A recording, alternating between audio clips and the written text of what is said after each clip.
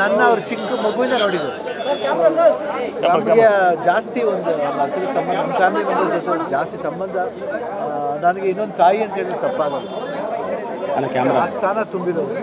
ಆಮೇಲೆ ಅಪ್ಪು ಜೊತೆ ಮಾಡೋ ಸಿನಿಮಾ ಜೊತೆ, ಅಪ್ಪು ಜೊತೆ ಮಾಡೋ ಸಿನಿಮಾ ಇರ್ಬೋದು, ಅಪ್ಪ ಜೊತೆ ಮಾಡೋ ಸಿನಿಮಾ ಇರ್ಬೋದು, ಸಾಕಷ್ಟು. ಅದು ಅಲ್ಲದೆ ಅವ್ರ ತೆಲುಗು ಸಿನಿಮಾ ಇರ್ಬೋದು, ಹಿಂದಿ ಸಿನಿಮಾ ಇರ್ಬೋದು, ತಮಿಳ್ ಸಿನಿಮಾ ಇರ್ಬೋದು, ಸಾಕು ಎಲ್ಲ ಸೂಪರ್ ಸ್ಟಾರ್ ಜೊತೆ ಮಾಡಿಬಿಟ್ಟು.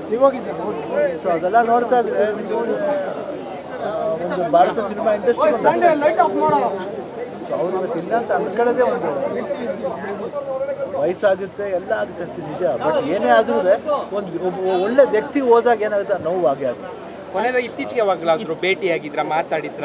ಇಲ್ಲ, ತುಂಬ ಟ್ರೈ ಮಾಡಿದ್ರು. ನಾನು ಪೂರ್ಣಿಮಾ ಅದೇ ಹೇಳ್ತಿರ್ತಾರೆ, ಫೋನ್ ಮಾಡಬೇಕು ಅವ್ರು. ನಾನು US ಹೋಗಕ್ಕೂ ಮುಂಚೆನೇ ಮಾತಾಡ್ಬೇಕಂತ ತುಂಬ ಆಸೆ, ಅದೇನೋ ಕೊನೆವರೆಗೂ ಆಗಲಿಲ್ಲ.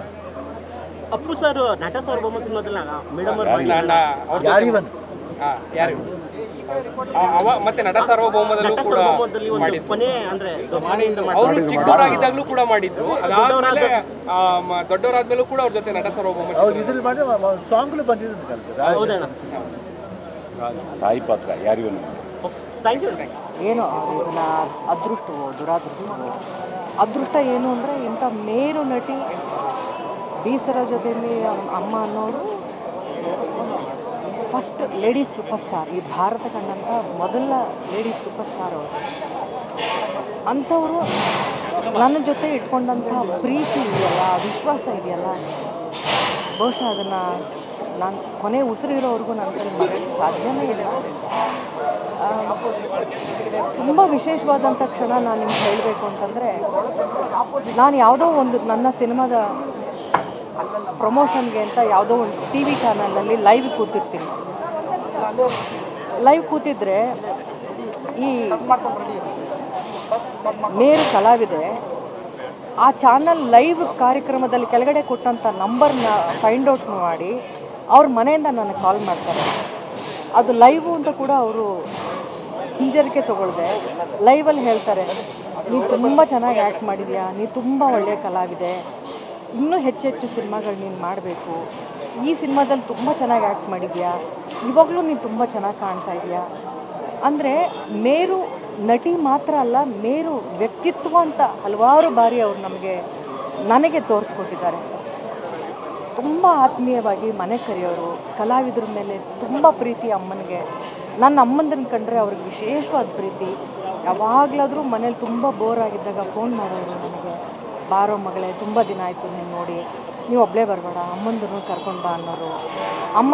ನಮ್ಮಮ್ಮ ಬಂದಾಗ ಅವರು ಮಾತಾಡ್ತಾ ಇದ್ದಿದ್ದು ಏನೂ ಅಲ್ಲ, ರಂಗಭೂಮಿ ಕಥೆಗಳು, ರಾಜ್ಕುಮಾರ್ ಅಪ್ಪಾಜಿಯವರು ರಂಗಭೂಮಿಯಲ್ಲಿದ್ದಾಗ ಹೇಗಿದ್ದರು, ಇದನ್ನೆಲ್ಲ ಅಮ್ಮಂಗೆ ಮೆಲುಕು ಹಾಕೋಕ್ಕೆ ಬಹಳ ಖುಷಿ ಇತ್ತು.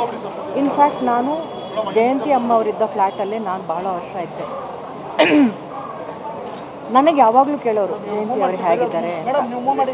ಲೀಲಾವತಿ ಅಮ್ಮನ್ನ ನಾನು ಹೋಗಿ ನೋಡ್ಕೊಂಡು ಬಂದೆ ಅಂತ ಗೊತ್ತಾದ ಮೇಲೂ ಅಮ್ಮ ನನಗೆ ದಿನಾ ಫೋನ್ ಮಾಡೋರು, ಲೀಲಾವತಿ ಅವ್ರು ನೋಡ್ಕೊಂಡು ಬಂದಿಯಲ್ಲ, ಅವ್ರು ಹೇಗಿದ್ದಾರೆ, ನನಗೆ ಸ್ವಲ್ಪ ಹುಷಾರಿಲ್ಲ, ನನಗೆ ನೋಡೋಕ್ಕಾಗಲಿಲ್ಲ.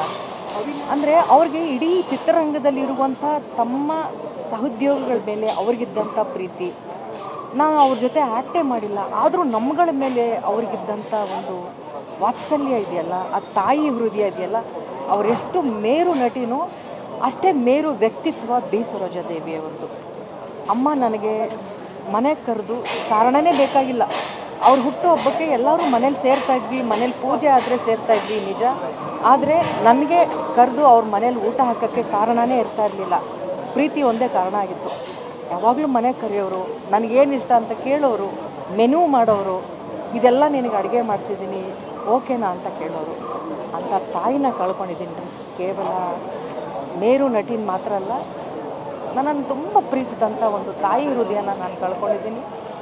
ಅಮ್ಮ ತುಂಬ ಜೀವನನ ಕಳೆದಿದ್ದಾರೆ. ಭಗವಂತ ಅವರಿಗೆ ಆತ್ಮಕ್ಕೆ ಶಾಂತಿ ಸಿಗಲಿ ಅಂತ ನಾನು ಕೊಡ್ತೀನಿ. ಬಹುಶಃ ನಾವೆಲ್ಲರೂ ಪುಣ್ಯ ಮಾಡಿದರೆ ಅಂಥ ತಾಯಿನ, ಅಂಥ ಕಲಾವಿದನ ಈ ಕರ್ನಾಟಕದಲ್ಲಿ ಮತ್ತೊಮ್ಮೆ ನೋಡ್ತೀವಿ. ನಮಗೆ ಒಂದು ಫ್ಯಾಮಿಲಿ ಫ್ರೆಂಡ್ ಇದ್ದಂಗೆ. ಮದ್ರಾಸ್ ಇದ್ದಾಗಲಿಂದ ನಮ್ಮ ಮನೆಗೆ ಬರೋರು, ನಾವು ಅವ್ರ ಮನೆಗೆ ಊಟಕ್ಕೆ ಹೋಗ್ತಾ ಇದ್ವಿ. ಅಪ್ಪಾಜಿ ತುಂಬ ಸಿನಿಮಾ ಮಾಡಿದ್ದಾರೆ. ಕೊನೆವರೆಗೂ ಒಂದು ಗತ್ತಲ್ಲೇ ಬದುಕ್ತೇವೆ ಅವರು. ಚೆನ್ನಾಗಿ ಬದುಕ್ಬಿಟ್ಟು ಹೋದ್ರು. ಅವ್ರ ಮನೆಯಲ್ಲಿ ಒಂದು ಫೋಟೋ ಇದೆ. President Rajendra Prasad first president, ಅವ್ರ ಜೊತೆ ಫೋಟೋ ತೆಗೆಸ್ಕೊಂಡಿದ್ದಾರೆ, ಅವಾರ್ಡ್ ತೊಗೊಂಡಿದ್ದಾರೆ. ಅಲ್ಲಿಂದ ಅಬ್ದುಲ್ ಕಲಾಂ ಪ್ರೆಸಿಡೆಂಟ್ ಆಗೋವರೆಗೂ ಅವಾರ್ಡ್ ತೊಗೊಂಡಿದ್ದಾರೆ. ಅಲ್ಲಿವರೆಗೂ ಹಾಗೇ ಇದೆ ನೋಡಿ, ಅವರು ಗತ್ತಲ್ಲೇ ಇದ್ದು. ತಮ್ಮ ಜೊತೆ ಪಿಕ್ಚರ್ ಮಾಡಿದ್ದಾರೆ, ನಾನು ಅವ್ರ ಜೊತೆ ಸಿನಿಮಾ ಮಾಡಿದ್ದೀನಿ. ಇಲ್ಲ ಅನ್ನೋದು ಸ್ವಲ್ಪ ಕಷ್ಟ ಆಗುತ್ತೆ. ಕೊನೆಯದಾಗಿ ಇತ್ತೀಚೆಗೆ ಯಾವಾಗಲಾದ್ರೂ ಭೇಟಿ ಮಾಡಿದ್ರಾ, ಮಾತಾಡಿದ್ರಾ? ತುಂಬ ದಿನ ಮನೆಗೆ ಬರ್ತಿದ್ರು. ಮನೆಗೆ ಬಂದು ತುಂಬ ದಿನ ಆಯಿತು. ಅಪ್ಪಾಜಿ ಅಮ್ಮ ಹೋದ್ಮೇಲೆ ಅಂತ ಅವಾಗ ಬಂದು ವಿಚಾರಿಸೋರು ನಮ್ಮನ್ನ. ಮನೆಗೆ ಬರ್ತಾ ಹೋಗ್ತಾ ಇದ್ವಿ.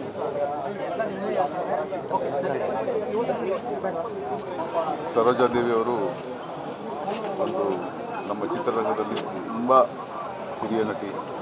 ಹಾಗೆ ಎಲ್ಲ ಭಾಷೆಗಳ ಚಿತ್ರಗಳಲ್ಲಿ ಭಾಗವಹಿಸಿ ಮಹಾನ್ ನಟಿ ಅನ್ನಿಸ್ಕೊಂಡಂಥ ಒಂದು ನಟಿ. ಹಾಗೆ ಮಹಾನ್ ನಟಿ ಅನ್ನೋದು ಒಂದು ಸಾಧನೆ ಆದರೆ ಎಷ್ಟು ಒಳ್ಳೆ ಹೆಂಗಸು, ಎಷ್ಟು ಒಳ್ಳೆ ಮನಸ್ಸು. ಎಲ್ಲರಿಗೂ ಒಂದು ಚಿಕ್ಕ ಕಲಾವಿದರಿಂದ ದೊಡ್ಡ ಕಲಾವಿದರಿಗೂ ಎಲ್ರಿಗೂ ಎಷ್ಟು ಚೆನ್ನಾಗಿ ಮಾತಾಡಿಸ್ತಾ ಅವರ ಒಂದು ಜೀವನದ ಒಂದು ಚಿತ್ರರಂಗದ ಹಾದಿಯಲ್ಲಿ ಯಾವ್ಯಾವ ರೀತಿ ಬೆಳೆದು ಬಂದೆ ಅಂತ ನಮ್ಮ ಕಲಾವಿದರ ಸಂಘದ ಮೀಟಿಂಗ್ಗಳಲ್ಲಿ ತುಂಬ ಸರಿ ಎಲ್ರಿಗೂ ಹೇಳೋರು, ನೀವು ಈ ಥರ ಇರಬೇಕಮ್ಮ, ಈ ಥರ ಬೆಳಿಬೇಕು, ಈ ಥರ ಒಂದು ಚಿತ್ರರಂಗದಲ್ಲಿ ನಿಮ್ಮ ಜವಾಬ್ದಾರಿ ಅಂತ ಎಷ್ಟು ಚೆನ್ನಾಗಿ ಎಲ್ರಿಗೂ ಬುದ್ಧಿವಾದ ಹೇಳ್ಕೊಂಡು ಅವ್ರನ್ನೆಲ್ಲ ನಗಿಸ್ಕೊಂಡು ಅಷ್ಟು ಚೆನ್ನಾಗಿತ್ತು. ನನ್ನ ಅಂದರೆ ನನಗೆ ತುಂಬ ಆಸೆ ಇತ್ತು, ಅಮ್ಮ ಒಂದು ಪಿಕ್ಚರ್ ಮಾಡಬೇಕು ನಿಮ್ಮ ಜೊತೆಯಲ್ಲಿ ಅಂತ. ಒಂದು ಅವಕಾಶ ಸಿಕ್ತು ನನಗೆ ನಟ ಸಾರ್ವಭೌಮ ಚಿತ್ರದಲ್ಲಿ ಪುನೀತ್ ರಾಜ್ಕುಮಾರ್ ಎಷ್ಟು ಬಂದು ನನ್ನ ಕತೆ, ಅಮ್ಮ ನೀವು ಅದೊಂದು ಪಾತ್ರ ಮಾಡಿಕೊಡಿ ಅಮ್ಮ, ನನಗೊಂದು ಆಸೆ, ನನ್ನ ಚಿತ್ರದಲ್ಲಿ ಪಾತ್ರ ಮಾಡಬೇಕು ಅಂತ ಕೇಳಿದಾಗ ನಾನು ಈ ವಯಸ್ಸಲ್ಲಿ ಬೇಕಾ ನನಗೆ ಪಾತ್ರ ಮಾಡಬೇಕಾ ಅಂತ ಕೇಳ್ತಾ ಇದ್ದೆ. ಅಮ್ಮ ನೀವು ಪಾತ್ರ ಮಾಡಬೇಕು, ಈ ಪಾತ್ರ ಅಂತೂ ನೀವು ಮಾಡಿದ್ರೆ ತುಂಬ ಸಂತೋಷ ಆಗುತ್ತೆ, ನಿಮ್ಮ ಕತೆ ಕೇಳಿ, ನಿಮ್ಮ ಪಾತ್ರ ಕೇಳಿ, ನೀವು ಮಾಡಿದ್ರೆ ಚೆನ್ನಾಗಿರುತ್ತಮ್ಮ ಎಲ್ಲ. ಸರಿ ನಿಮಗೋಸ್ಕರ ನಾನು ಪಾತ್ರ ಮಾಡ್ತೀನಿ, ನಾನೇನು ಕಥೆನೂ ಕೇಳಲ್ಲ, ಪಾತ್ರನೂ ಕೇಳಲ್ಲ, ಯಾವಾಗ ಬರ್ಬೇಕು ಹೇಳಿ ನಾನು ಬರ್ತೀನಿ ಅಂತ ಹೇಳೋದು. ಸೊ ನಾನು ಡೇಟ್ ಕೊಟ್ಟ ಮೇಲೆ ಚಿತ್ರೀಕರಣಕ್ಕೆ ಬಂದು ಚಿತ್ರೀಕರಣದಲ್ಲಿ ಎಷ್ಟು ಸಂತೋಷವಾಗಿದ್ದರು ಅಂದರೆ ಅವರು ಅಷ್ಟು ಸಂತೋಷವಾಗಿದ್ದರು. ನನಗೆ ಎಷ್ಟೋ ಇಲ್ಲ ಇನ್ಮೇಲೆ ನಾನು ಪಾತ್ರಗಳು ಮಾಡಬೇಕು ಅನಿಸುತ್ತಾ ಇದೆ ನನಗೆ, ಈ ಚಿತ್ರ ಮಾಡಿದ ಮೇಲೆ ನಾನು ಈ ಪಾತ್ರ ಮಾಡಬೇಕು, ಇನ್ಮೇಲೆ ಒಳ್ಳೊಳ್ಳೆ ಪಾತ್ರಗಳು ಬಂದರೆ ನಾನು ಮಾಡ್ತೀನಿ ಅನ್ನೋ ಒಂದು ಆ ಸಂದರ್ಭದಲ್ಲಿ ಹೇಳೋರು. ಹೌದಮ್ಮ ನೀವು ನಿಲ್ಲಿಸಬಾರ್ದು, ನೀವು ಪಾತ್ರ ಮಾಡ್ತಾ ಇರಬೇಕು ಅಂತ ಮಾತಾಡ್ತಾ ಆ ಸಂದರ್ಭದಲ್ಲಿ ನೀವು ತರಿಸ್ಬೇಡಿ ಊಟ, ನಾನು ತರಿಸ್ತೀನಿ ಊಟ ಇವತ್ತು, ಅಮ್ಮ ಬೇಡಮ್ಮ ನಾನು ತರಿಸ್ತೀನಿ. ಇಲ್ಲ ನಾನು ನಿಮ್ಗೆ ಯಾವಾಗಲೂ ತರಿಸ್ತಾ ಇರ್ತೀರ, ನನಗೆ ಇದೊಂದು ಯೋಗ, ಎಲ್ರಿಗೂ ನಮ್ಮ ಚಿತ್ರರಂಗದ ಎಲ್ಲರಿಗೂ ಒಂದು ಊಟ ಹಾಕೋ ಒಂದು ಯೋಗ ಅಲ್ವಾ, ನಾನು ತರಿಸ್ತೀನಿ ಅಂತ. ಪಾಪ ಅಂಬರೀಷ್ ಅಣ್ಣನ ಥರ ಅವರು ಬಿರಿಯಾನಿ ಅವು ಅಷ್ಟು ವೆರೈಟೀಸ್ ಮಾಡಿಸಿ ಊಟ ತರಿಸಿ ಎಲ್ಲರಿಗೂ ಊಟ ಹಾಕ್ಸೋರು. ಒಂದು 2-3 ದಿನ ಅದೇ ಥರ ಮಾಡಿದ್ರು ಅವರು. ಅಷ್ಟು ಅಚ್ಚುಕಟ್ಟಾಗಿ ಖುಷಿಯಾಗಿರೋರು. ಸಂದರ್ಭ ಬಂದಾಗ ಯಾವಾಗಲೂ ನನಗೆ ಫೋನ್ ಮಾಡೋರು, ಊಟ ಮಾಡಿ ಬನ್ನಿ, ಮನೆಗೆ ಬನ್ನಿ, ನನಗೂ ಬೇಜಾರಾಗ್ತಾ ಇರುತ್ತೆ, ಬನ್ನಿ ನೀವು ದೊಡ್ಡಣ್ಣ. ಅಂಬರೀಷ್ ಅಣ್ಣ ಇದ್ದಾಗಂತೂ ಗೊತ್ತಲ್ಲ, ಎಲ್ರಿಗೂ ಗೊತ್ತು, ನನ್ನ ತಮ್ಮ ಅಂತ ಅಷ್ಟು ಬಾಯಿ ತುಂಬ ಮಾತಾಡಿ ಅವರು ರೇಗಿಸ್ತಾ ಮಜವಾಗಿರೋರು. ಸರಿ ನಾವು ಊಟಕ್ಕೆ ಸುಮಾರು ಸರಿ ಊಟಕ್ಕೆ ಬಂದಿದ್ದೀನಿ, ಅಮ್ಮನ ಜೊತೆ ಊಟ ಮಾಡಿದ್ದೀನಿ. ನನಗೆ ಯಾಕೋ ಈ 1 ತಿಂಗಳಿಂದ ತುಂಬಾ ನನಗೆ ಕಾಡ್ತಾಯಿತ್ತು. ಫೋನ್ ಮಾಡಿದಾಗ ಎಲ್ಲ ಒಂದು ಸರಿ ಮಾತಾಡಿದ್ರು, ಮಹಿಷಾರೆಲ್ಲ ನಾನು ಫೋನ್ ಮಾತಾಡ್ತೀನಿ ಅಂತ. ಆಮೇಲೆ ಸುಮಾರು ಸರಿ ಟ್ರೈ ಮಾಡಿ ಸಿಗಲಿಲ್ಲ. ಈಗ ನಂಬಲ್ಲ, 3 ದಿನಕ್ಕೆ ಮುಂಚೆ ಫೋನ್ ಮಾಡಿದೆ ನಾನು ಅಮ್ಮನ ಫೋನ್ ಮಾಡಿ ಯಾಕೋ ತುಂಬಾ ಮಾತಾಡಬೇಕು ಅನಿಸ್ತು, ಮಾತಾಡೋಣ ಅಂತ ಫೋನ್ ಮಾಡಿದೆ ಅಮ್ಮನ 3 ದಿನಕ್ಕೆ ಮುಂಚೆ. ಮಾಡಿದಾಗ ಫೋನ್ ತೆಗೆದಿಲ್ಲ. ಆಮೇಲೆ ನಾನು ಹಿಂದೂವರೆಗೆ ಫೋನ್ ಮಾಡಿದೆ ಅವ್ರ ಮಗಳಿಗೆ, ಅಮ್ಮನ ಹತ್ರ ಮಾತಾಡಬೇಕಲ್ಲಮ್ಮ, ನಾನು ತುಂಬ ದಿನ ಆಯಿತು, ನೀವು ಇದ್ದರೆ ನಾನು ಬರ್ತೀನಿ ಅಂತ. ಇಲ್ಲ ಅಂಕಲ್, ನಾನು ದುಬೈಯಲ್ಲಿದ್ದೀನಿ, ಬಂದಮೇಲೆ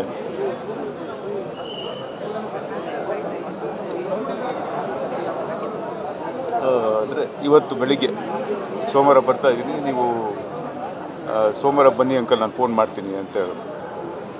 ಆಯ್ತಮ್ಮ ಆಯಿತು ಅಂತ ಹೇಳಿದೆ. ನಾನು ಇವತ್ತು ಬೆಳಿಗ್ಗೆ ಫೋನ್ ಬಂತು ನನಗೆ ನಮ್ಮ ಹಿಂದೂವರ ಯಜಮಾನರಿಂದ, ಸಮರ್ಥದಿಂದ ಫೋನ್ ಬಂದ ತಕ್ಷಣ ನಾನು ಖುಷಿಯಾಗಿ ಅಮ್ಮ ಬರೋಕ್ಕೆ ಕೇಳಿರ್ಬೇಕು,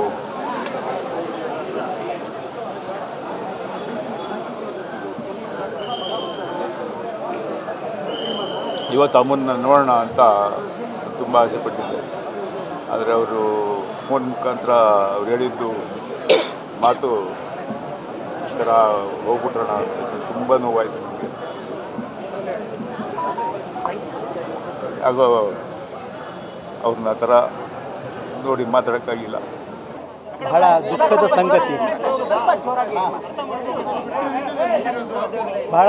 ಸಂಗತಿ. ಯಾಕೆ ಅಂತಂದರೆ ರಾಜ್ಕುಮಾರ್ ಅವರಾಗಲಿ, ವಿ ಸರೋಜಾದೇವಿಯವರು, ಲೀಲಾವತಿಯವರು, ಜಯಂತಿಯವರು ಇವೆಲ್ಲ ಕನ್ನಡ ಚಿತ್ರರಂಗದ ಬೇರುಗಳು. ಅವರೆಲ್ಲ ಬೆಳೆಸಿ ಈ ಚಿತ್ರರಂಗನ ದೊಡ್ಡದು ಮಾಡಿದ್ದಾರೆ. ನಮಗೆ ಇದು ಅವರು ಕೊಟ್ಟ ನೆರಳು ನೋಡಿ, ಅವರು ಸಾಕಿದ್ದು ಅಂದರೆ ಈ ಚಿತ್ರರಂಗನ ಅಷ್ಟು ಚೆನ್ನಾಗಿ ಬೆಳೆಸಿದ್ರು ಅವಾಗಿನ ಕಾಲದಲ್ಲಿ. ಅದನ್ನು ನಾವು ಮರೆಯೋದಕ್ಕಾಗಲ್ಲ. ಸರೋಜಾದೇವಿಯವ್ರ ಜೊತೆ ಭಾಗ್ಯವಂತರು ಚಿತ್ರದಲ್ಲಿ ಪಾತ್ರ ಮಾಡಿದ್ವಿ. ಆಮೇಲೆ ಕಥಾ ಸಂಗಮದಲ್ಲಿ ಸಹಿತ ಪಾತ್ರ ಮಾಡಿದ್ವಿ. ಅದರಲ್ಲಿ ನನ್ನ ಪಾತ್ರ ನೋಡಿ ಸರೋಜಾದೇವಿಯವರು, ಉಮೇಶ್ ಅವರು ಎಷ್ಟು ಚೆನ್ನಾಗಿ ಪಾತ್ರ ಮಾಡಿದ್ರಿ ಅಂತ ನಾನಂದೆ. ನಾನು ಮಾಡಿಸಿದಲ್ಲ, ಪುಟ್ಟಣ್ಣವ್ರು ಮಾಡಿಸಿದ್ರು. ಆದರೂ ಸಹಿತ ನಿಮ್ಮ ಒಂದು ಪ್ರತಿಭೆ ಇದೆಯಲ್ಲ, ಅದು ಭಾಳ ಚೆನ್ನಾಗಿರುತ್ತೆ.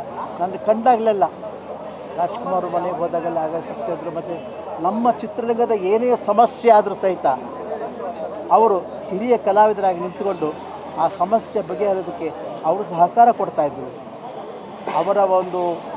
ಅವರು ಬರೀ ಕನ್ನಡದಲ್ಲಿ ಅಷ್ಟೇ ಅಲ್ಲ, ಪಂಚಭಾಷಾತಾರೆ ಎಲ್ಲ ಭಾಷೆಗಳು ಸಹಿತ ಅವರು ಚೆನ್ನಾಗಿ ಅಭಿನಯಿಸಿ ಅವರ ಕೊಡುಗೆ ಕೊಟ್ಟಿದ್ದಾರೆ. ಆದರೂ ಸಹಿತ ಅವರು ಎಷ್ಟು ಒಂದು ಮೃದು ಸ್ವಭಾವದವರಂದರೆ ಅಷ್ಟು ದೊಡ್ಡದಾಗಿ ಬೆಳೆದಿದ್ರು ಸಹಿತ ನಾನೇನೂ ಇಲ್ಲ, ನಾನೇನೋ ಚಿಕ್ಕವಳು ಅಂತ ಆ ಭಾವನೆ ಇತ್ತು ಅವರಿಗೆ. ಎಲ್ಲೇ ಕಡಲಿ, ಯಾರೇ ಆಗಲಿ, ನಾನಷ್ಟೇ ಅಲ್ಲ, ಯಾರೇ ಆಗಲಿ ಬಂದರೂ ಸಹಿತ ಅವ್ರನ್ನ ಬಹಳ ಚೆನ್ನಾಗಿ ನಗುತ್ತಾ ಸಂತೋಷ ಮಾತಾಡೋರು. ಅಂದರೆ ಅವರು ಯಾವಾಗಲೂ ಅಷ್ಟೇ ಸಭೆ ಸಮಾರಂಭಗಳಾಗಲಿ, ನಮ್ಮ ಚಲನಚಿತ್ರದ ಕಾರ್ಯಕ್ರಮಗಳು ಯಾವುದೇ ಆಗಲಿ ಬಂದ ಸಹಿತ ನಗು ಮುಖದಿಂದ ಚೆನ್ನಾಗಿ ಮಾತಾಡ್ತಾಯಿದ್ರು. ಆದರೆ ಈಗ ಆ ನಗು ಮಾಯವಾಗಿದೆ.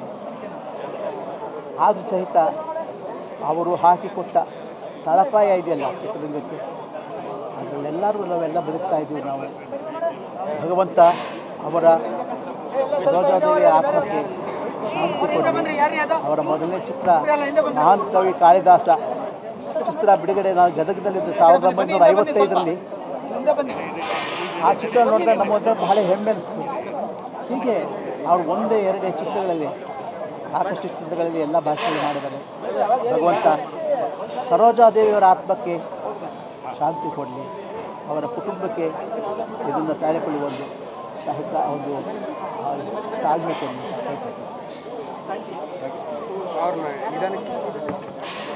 ಬನ್ನಿ ಸರ್, ಹೊನ್ನಪ್ಪ ಭಾಗವತರು ಮಗ ಸರ್, ಮೇಲ್ಗಡೆ ಬಂದ್ಬಿಡಿ ಸರ್, ಮೇಲ್ಗಡೆ ಬಂದ್ಕೊಂಡು. ನಮಸ್ಕಾರ. ನಾನು ಹೊನ್ನಪ್ಪ ಭಾಗವತರ ಹಿರಿ ಮಗ ಕುಮಾರ್ ಭಾಗವತರ್. ನಮ್ಮ ತಂದೆಯವರ ಮೊದಲನೇ ಚಿತ್ರ ಮಹಾಕವಿ ಕಾಳಿದಾಸದಲ್ಲಿ ಶ್ರೀಮತಿ ಪದ್ಮಭೂಷಣ ಸರೋಜಾದೇವಿಯವರು ಹೀರೋಯಿನ್ ಆಗಿ ಪಾತ್ರ ಮಾಡಿದರು. ಆ ಚಿತ್ರಕ್ಕೆ ಮೊದಲನೇ ರಾಷ್ಟ್ರ ಪ್ರಶಸ್ತಿ ಬಂತು. ಇದು ನಮ್ಮೆಲ್ಲರಿಗೂ ಒಂದು ಸಂತೋಷದ ವಿಷಯ. ಆಕೆ ಮಹಾನ್ ಕಲಾವಿದೆ. ನಮ್ಮನ್ನು ಕಂಡ್ರೆ ಬಹಳ ಗೌರವ. ನಮ್ಮ ತಂದೆಯವ್ರನ್ನ ಕಂಡ್ರು ಅಷ್ಟೇ ಗುರುಭಕ್ತಿ ಇಟ್ಕೊಂಡಿದ್ರು. ಅವರು ಇರೋವರೆಗೂ ನಮ್ಮ ಮನೆಯಲ್ಲಿ ಏನೇ ಕಾರ್ಯಕ್ರಮಗಳಾದ್ರೂ ಬಂದು ನಮ್ಮನ್ನೆಲ್ಲ ಆಶೀರ್ವಾದ ಮಾಡಿ ಹೋಗ್ತಾಯಿದ್ರು.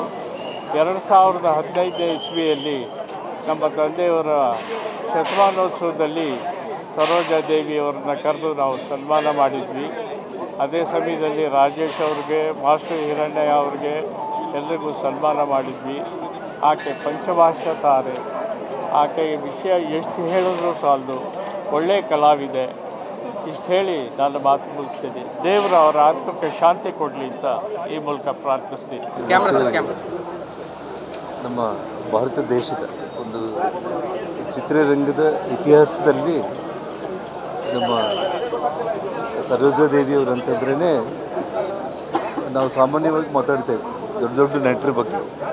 ಡಾಕ್ಟರ್ ರಾಜ್ಕುಮಾರ್ ಅವರಾಗಿರ್ಬೋದು, ಅಥವಾ ಎನ್ ಟಿ ರಾಮರಾವ್ ಆಗಿರ್ಬೋದು, ಶಿವಾಜಿ ಗಣೇಶನ್, ಎಂ ಜಿ ರಾಮಚಂದ್ರನ್ ಘಟಾನುಘಟಿ ನಾಯಕರುಗಳ ಜೊತೆಯಲ್ಲಿ ಸುಮಾರು 2 ದಶಕಗಳಿಗೂ ಹೆಚ್ಚು ಆ ಕಾಲದಲ್ಲಿ ಒಂದು ಇಡೀ ಚಿತ್ರರಂಗದಲ್ಲಿ ಅವರು ಇಲ್ಲದೆ ಊಹಿಸ್ಕೊಳ್ಳೋದಕ್ಕೂ ಸಾಧ್ಯ ಆಗದೇ ಇರೋ ಮಟ್ಟದಲ್ಲಿ ಅಷ್ಟು ಒಂದು ಮಹಾನಟಿ ಅವರು.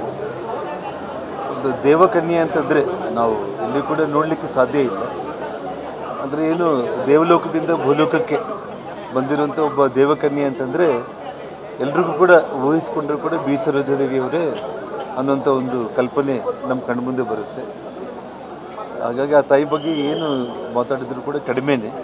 ಸೊ ಭಗವಂತ ಅವರ ಆತ್ಮಕ್ಕೆ ಶಾಂತಿಯನ್ನು ನೀಡಲಿ.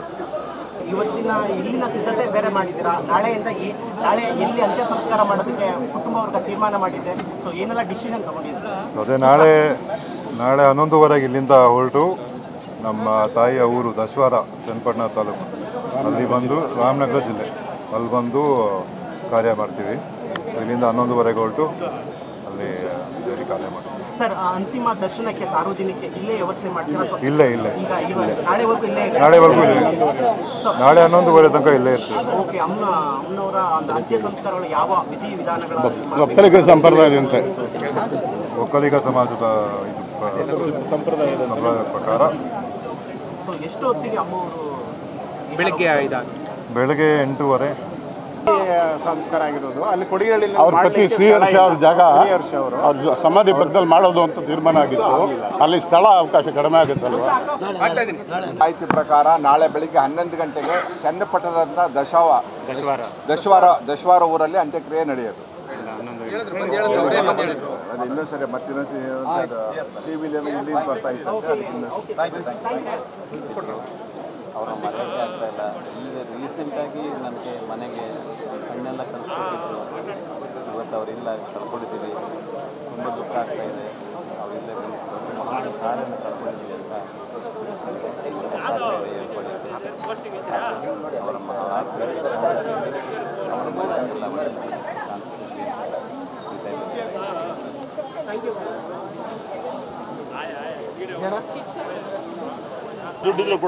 ಈಗಾಗಲೇ ಇವತ್ತು ಭಾಳ ಇದಾಗಿರತಕ್ಕಂಥ ಹಿರಿಯ ನಟಿ ಸರೋಜಾದೇವಿಯವ್ರನ್ನ ನಾವು ಕಳ್ಕೊಂಡಿದ್ದೀವಿ.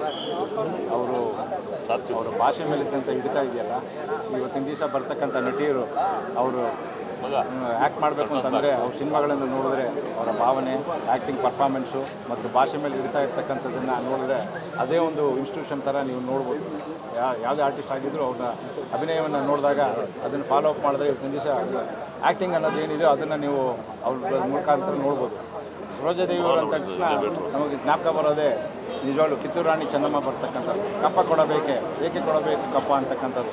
ನಾನು ಸಂಗೊಳ್ಳಿ ರಾಯಣ್ಣ ಸಿನಿಮಾ ಮಾಡೋಕ್ಕೆ ಮುಂಚೆ ನಾವು ನಿಜವಾಗ್ಲೂ ನೋಡಿದಾಗ ಚೆನ್ನಮ್ಮನವ್ರ ಪಾತ್ರವನ್ನು ನಾನು ನೋಡಿದಾಗ ನಿಜವಾಗ್ಲೂ ಅವ್ರ ಮಾತಾಡಿದ್ದೆ. ಅವ್ರು ಕೇಳೋರು ಯಾವ ರೀತಿ ಮಾಡ್ತೀರಾ ನೀವು ಸಂಗೊಳ್ಳಿ ರಾಯಣ್ಣದಲ್ಲಿ ಅಂತ ಕೇಳಿದಾಗ ಹೇಳ್ತೀವಿ ಮಾಡ್ತೀವಿ, ಪ್ರಯತ್ನ ಮಾಡ್ತೀವಿ, ಒಳ್ಳೆ ಪ್ರಯತ್ನ ಮಾಡ್ತೀವಿ ಅಂತ ಹೇಳಿ ಸಂಗೊಳ್ಳಿ ರಾಯಣ್ಣ ಸಿನಿಮಾವನ್ನು ಮಾಡಿದ್ವಿ. ಅದರಲ್ಲಿ ಚೆನ್ನಮ್ಮನವ್ರ ಪಾತ್ರವನ್ನು ನಾವು ಹೈಲೈಟನ್ನು ಮಾಡಿರ್ತಕ್ಕಂಥದ್ದು ನೀವೆಲ್ಲ ನೋಡಿದ್ದೀರಾ. ನಿಜವಾಗ್ಲೂ ಇವತ್ತು ಭಾಳ ಇದಾಗಿರ್ತಕ್ಕಂಥ ದಿನ.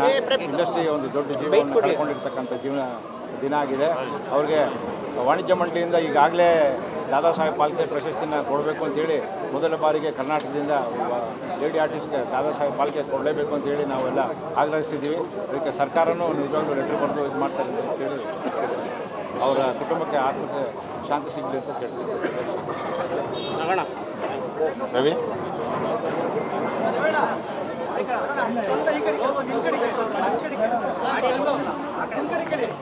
ಯಾಕಡೆ